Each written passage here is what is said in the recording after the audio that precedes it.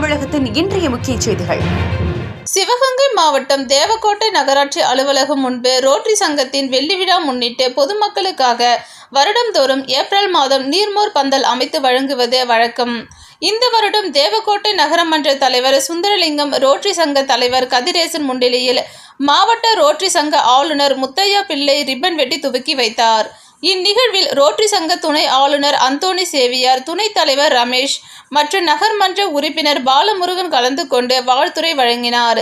மேலும் ரோட்டரி சங்க அனைத்து உறுப்பினர்களும் கலந்து கொண்டனர். பொதுமக்களின் தாகம் தீர்க்க தயிர், மோர், சர்பத், பானகம் உள்ளிட்ட குளிர்பானங்கள் சங்க உறுப்பினர்கள் வழங்கினர். சிவகங்கை மாவட்ட செய்தியாளர் ஆடல் அரசு.